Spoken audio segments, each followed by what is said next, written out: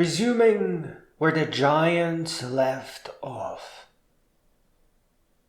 One of the most nefarious things you will ever hear as a young person is, "You need to graduate so that you can get a job." Above all, you shouldn't get a flimsy job. You need to run your own business, one that you can trust, one that is born from years of learning how to launch successful startups.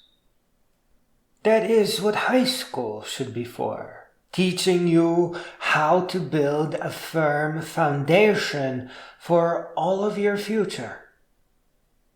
But the really bad part of that sentence sneaks up on you the way indoctrination does, because you are led to believe that education is merely about succeeding in life. To paraphrase Erica Goldson, you go through indoctrination to get a job. Here, all the huff and puff award-winning teachers would stop me and say that no one believes that. But they are just shielding their minds from examining the big lie of standardized education. And things are far worse than school will get you a job. Schools are ineffective. Teachers can't teach. The standardized curriculum forces people into memorization and never comprehension.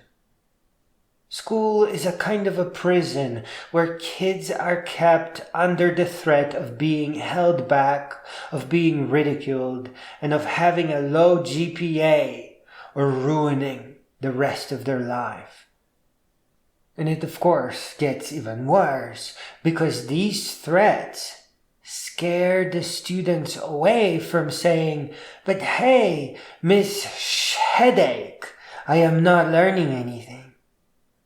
Because then the teacher will say, with sarcasm and a kind of stupid hate, "Well, then maybe you should repeat the class." That's all they ever say. It is not only that students are forced to believe that education is about getting a job, like how low can you get, but that they are tricked to participate in ineffective education by life-destroying threats. It must be noted that bullies only get worse when a person is held back. The child then becomes refuse to them. And as a result, just to protect themselves, they may become a bully. In part to prove themselves, in part to show that they can be violent too. Not to mention the drug use, where children are tricked into thinking everyone should try it because everyone does it, and those who do get bragging rights. Well, that's a failure of education right there. Award-winning educators have no arguments to make here. Just like church leaders can't apologize for all the evil done in the name of some fantasy. In fact, real and authentic and effective education is everything. It is our intellectual inheritance. We must promptly recognize that there are two kinds of education. One that is effective and one that is ineffective. At the moment, as far as we know, effective education must be self-driven or curiosity-driven, where curiosities combine to create a body of knowledge greater than any school can teach.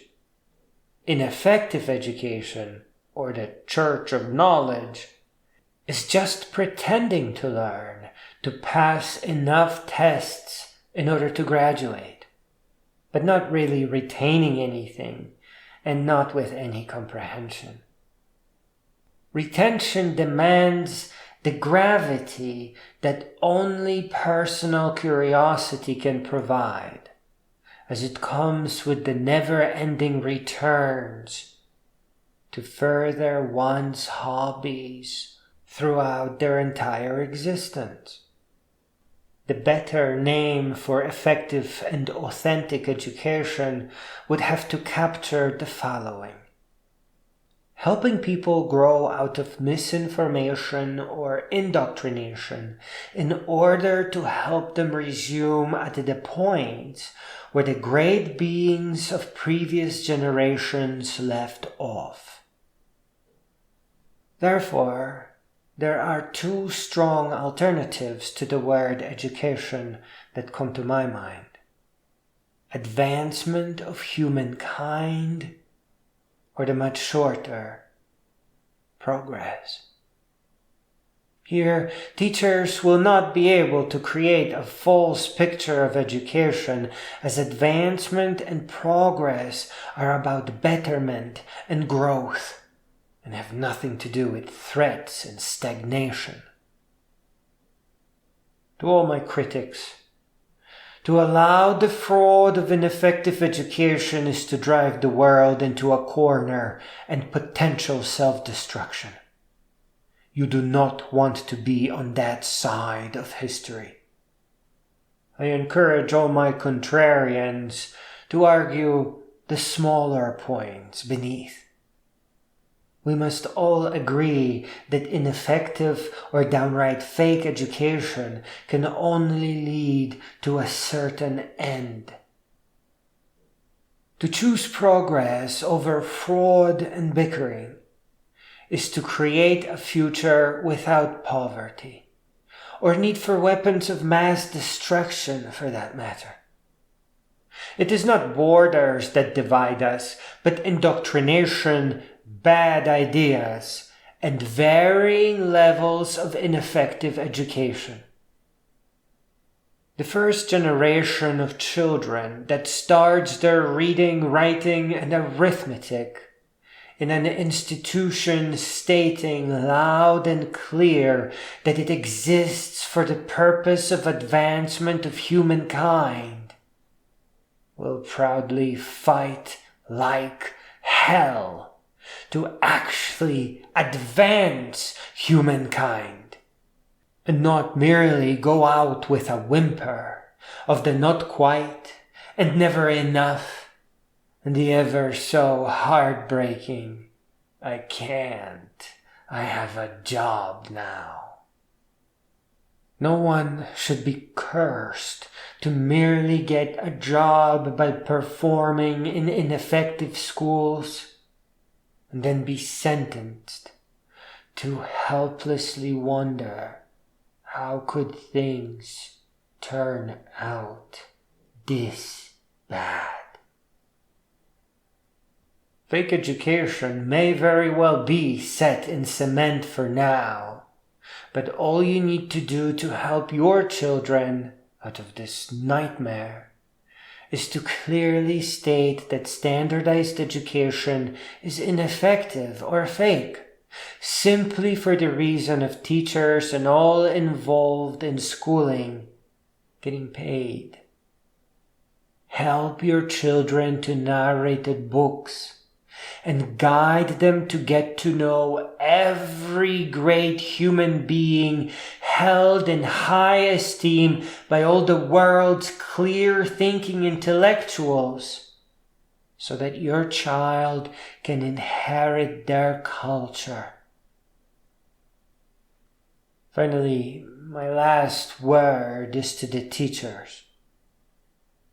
Your students are behaving the way they are because the moment you trick them into memorization to merely pass your tests and then stamp them with grades, they understood that you sold them out and that you are not worthy of their time, respect, or attention.